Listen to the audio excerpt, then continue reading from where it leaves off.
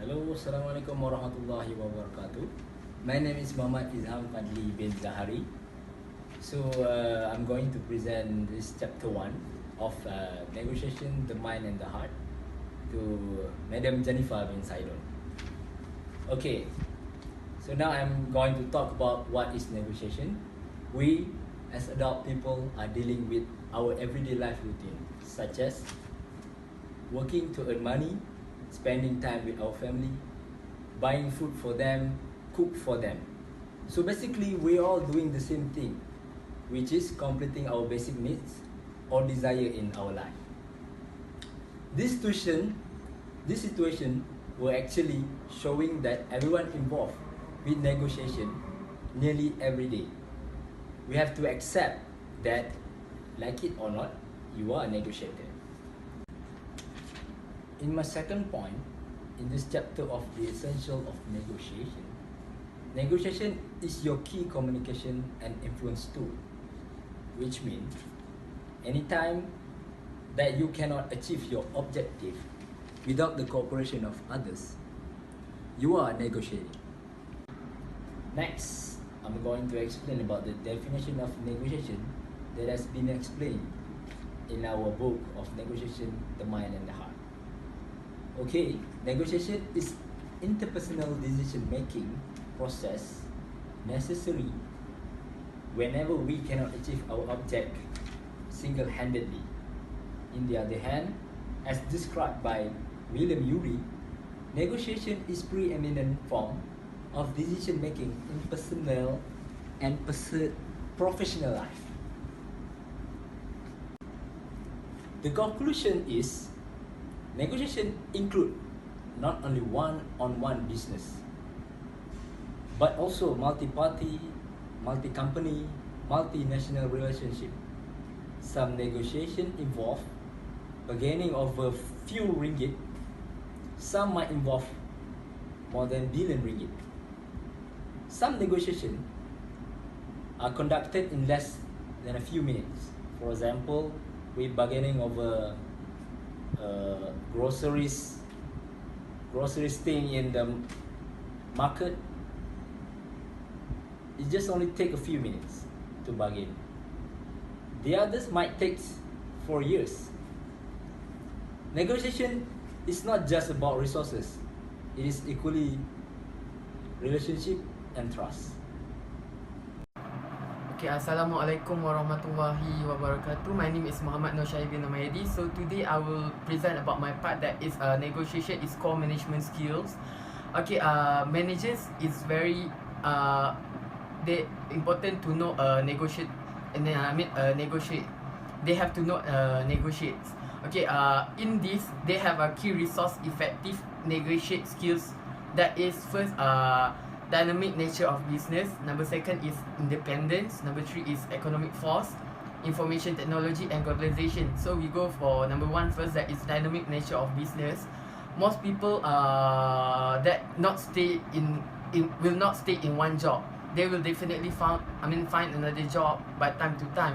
It means that people must renegotiate their assistance in organizations through the career paths. Okay, most of people will not stay in one job.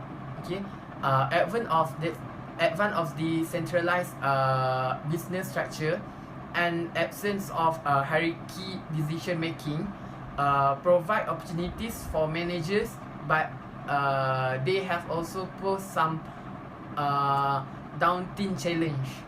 Okay, people must continually create possibilities, interest with others, and recognize the inventability of competitions both between the companies. Okay, manager must be in near constant mode of negotiating opportunities. Okay, negotiate comes play when into participate in important meeting. The managers also have to get a new assignments. The managers will lead a team and set priorities for the unit in their functions. Okay, the number 2 is independence. Okay, interdependence is people within the organization itself. Okay, people have to know to integrate interest and work across business. They have to know what happened. What happened. For example, we have example that is what happened to the Lafayette Park. That is actually a historical park in San Francisco. So they have to nego. Many nego have erupted between numerous interest group. So what people there concerned is about the park, and what will happen during the renovation. It will be a noise, and the and other organization that is historical society. They wanted to actually preserve the park. Okay, they come with providing bunches along the hilltop for the people to enjoy the view. Okay, we go to the number 3. That is economic force. Okay, it was where economic pressure it's actually where economic pressure and force such as this mean that negotiates need to know how to operate in uncertain, ambiguous environment. Okay, they have to focus on minimizing loss may loom larger than focusing on profit. So they cannot continue see the profits, but they have to see they have to minimize the loss rather than going to have the profit. So the next is information technology. Provide spatial opportunities and challenge for negotiations. And also it will provide culture. It's provide 24/7 availability of access the internet. Company will expect most of the company to be 24 hours and 7 days of work accessible to access during the negotiate. So for example, we have a case that example that is a situation where Ariane Huffington where she is a founder of Huffington Post, that she promised to her daughter during her college tour she will not check her daughter mobile phone, to check her mobile phone, but while after the daughter was sleeping, she take time to answer all email and make sure she did not miss anything from the few hours she spent with her daughter. Okay, so now the next is information technology. The next is globalization. Most managers must effectively cross cultural boundaries to their job. Okay, they put aside obvious language and currencies issue. They will put aside because they wanted to focus on negotiate. Okay, so the globalization present challenge in terms of different from non-communications. Okay, managers will also need develop negotiation skills that can be successfully employed with different nationalities, background and personalities. Okay, so we know that negotiation can develop bargaining style that work only within narrow subset of the business.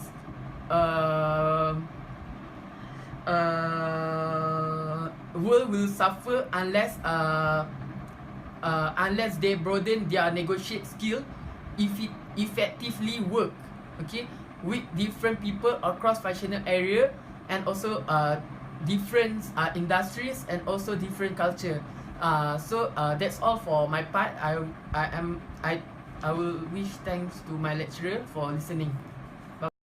Okay, now we move to the common negotiation mistake that we need to avoid when we want to making a deal.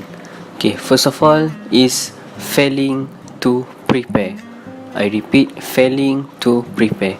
Even if you have a clear idea about what you want from a negotiation process, you still need to at least prepare and make a short rehearsal about your arguments carefully, because usually when we prepare, we will feel more confident, which is important in any negotiation process.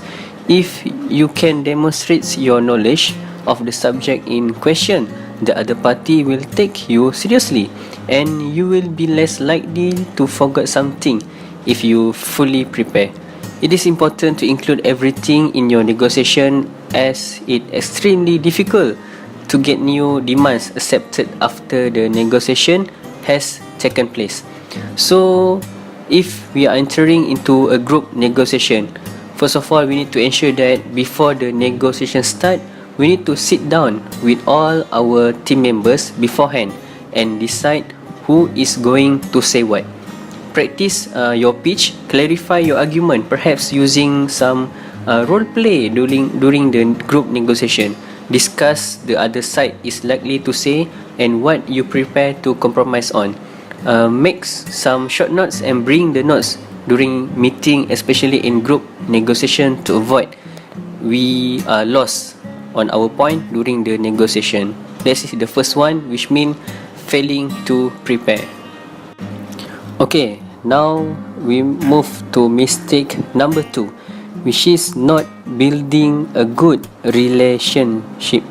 There may be some occasion when you have to go into a negotiation call, so you are unaware of the other side wishes, but try at least to establish a good relationship with the other party. If we can, maybe we can start with just making small talk, then out of topic, in order to build some trust and give we a better insight into his or her goals, ambition, or even fears about the negotiation process. There might be some enough talking ahead, but you will more likely to reach a satisfactory agreement if you are establish a good relationship early on before the negotiation process start. Okay, the second one, mistake that we need to avoid is not building relationship. Okay, now we move to mistake number 3, which is being afraid to offend. Trying to secure the best deal for ourselves, for our team, or our organization can be very hard and very daunting. We may be scared of saying the wrong things, selling too early, or haggling. Perhaps we can find rejecting other people's proposal is very embarrassing and stressful, especially if our leadership style is more consensual than directive. As a solution, we can address this feeling by remembering that there's a difference between negotiation and arguing. Unlike an argument where each party makes the case for or against something, the main objective and aim of negotiation is for both sides to reach an mutual agreement. As both parties want different things, we can only arrive at this point through discussion of what you are and are not prepared to do. You can just it is just a normal part of negotiation process. Just be a normal, just treat the feeling like a normal part of negotiation process. So mistake number 3 that need to be avoid is being afraid to offend too often. Being afraid too often. We move to mistake number 4, which is not listening. You need to listen to other person to be a successful negotiator. If you talk over him or ignore what he is saying, it will be much more harder to find areas of agreement. You will be also likely to put his back up. When you have a good listening skill, you can learn about what the other person wants, identify whether you have any shared interests, and work out how far apart your position are. Use active and emphatic listening technique to understand her or his motivation and interest. So mistake number 4 that we need to avoid during negotiation process is not listening.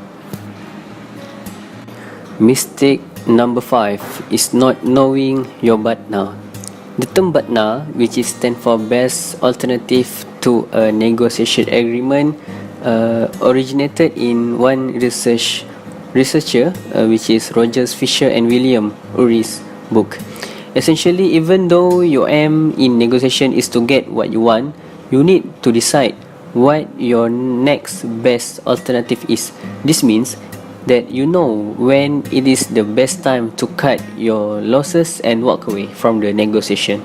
Decide on your own partner before you enter negotiation, and also make sure you know what a good outcome, even if you don't get exactly what you want in the negotiation process.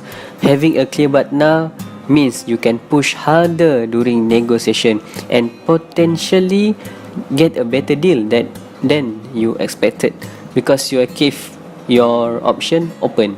You always keep hold firm on your option based on your partner. So mistake number 5 that we need to avoid during negotiation process is not knowing your partner. Okay, the last one, number 6. Mistake number 6 that we need to avoid during negotiation process is be caring too much. You need to care about the outcome of the negotiation, but not so much that you make a bad decision because you feel unable to walk away. In other words, keep your emotion in check. Keep your emotion in control. Practice intelligent emotion. Treat the process as a game and decide when to call it a day. If you can turn your back on the negotiation, you will also be a stronger bargaining position. If you can turn your back on the negotiation, you will also be in a stronger bargaining position should the other party decide to try again. This is because the ones will be on him to improve his offer. The possibility will be on him to improve his offer. So mistake number 6 that we need to avoid during negotiation process is be caring too much. Hi. Alright, I'm going to present on the issue of why people are ineffective negotiator. There is 4 reasons why people is not a good negotiator, ineffective negotiator. The first one is confirmation bias.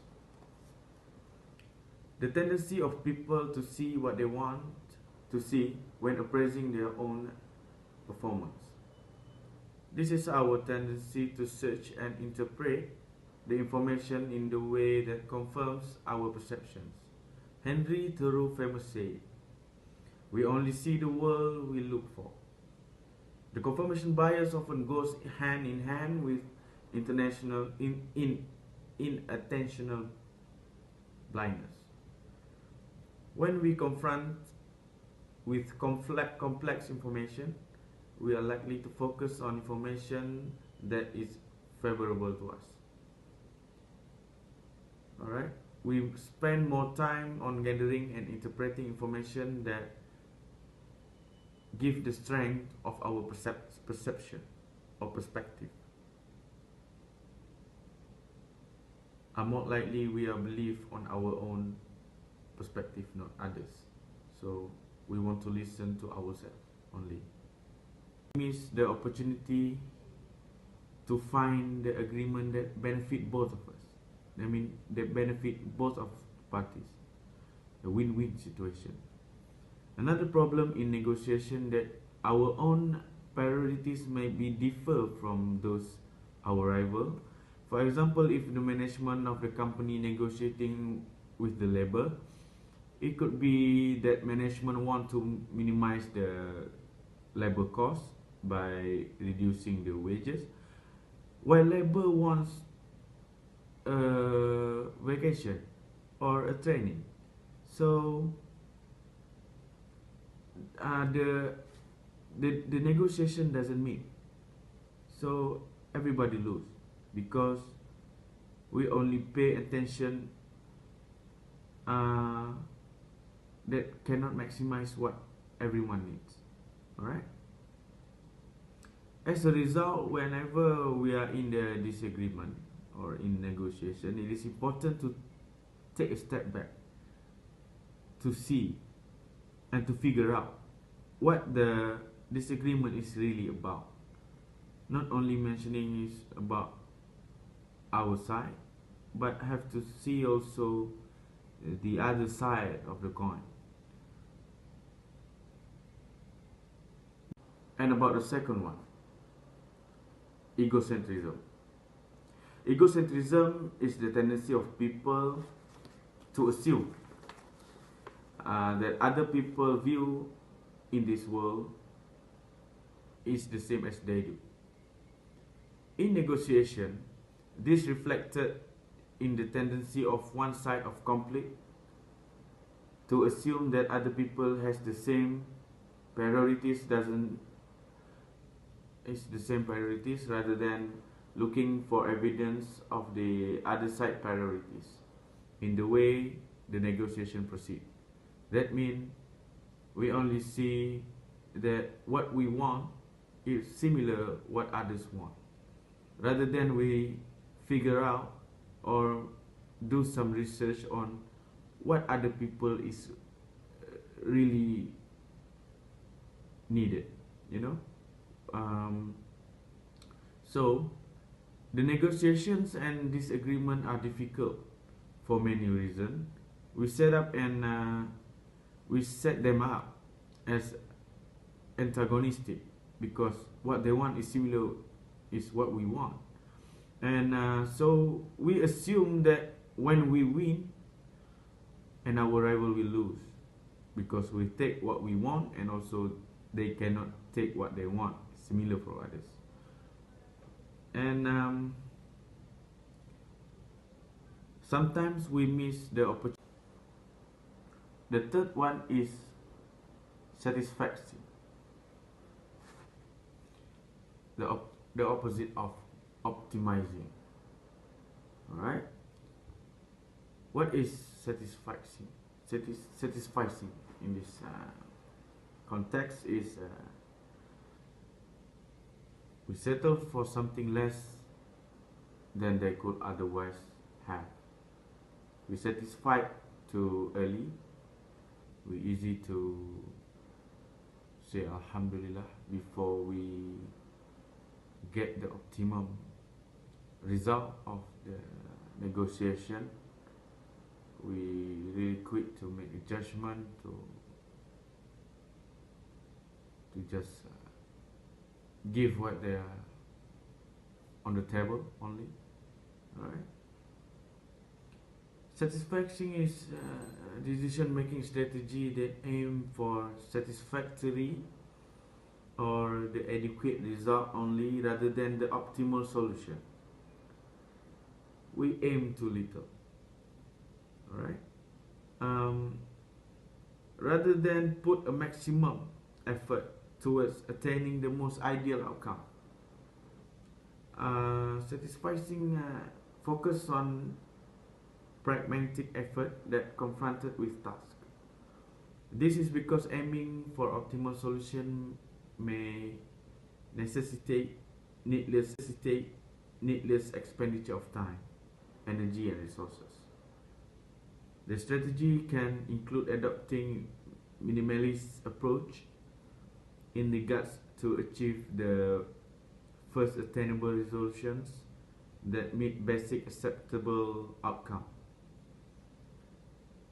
Here the KPI, you just hit the KPI, it's already done.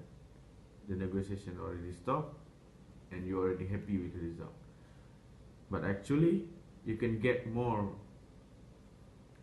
when you put your effort, spend your resources more and time. Satisfying is a narrow scope of options that are considered to achieve those outcomes, setting aside the option that would call more incentive or complex situation to get the optimal result.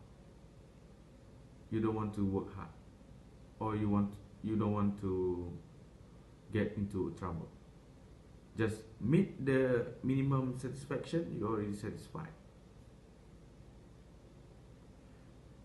The fourth one, the last one, is reinforcing incompetence. People are reluctant to change their behavior and experiment with new course of action because of risk. The third one is satisfaction. The opposite of optimizing. Alright? What is satisfaction? Satisficing in this context is we settle for something less than they could otherwise have. We satisfied too early. We easy to say Alhamdulillah before we get the optimum result of the negotiation. We really quick to make a judgment, to just give what they are on the table only. Alright. Satisfaction is a decision-making strategy that aim for satisfactory or the adequate result only rather than the optimal solution.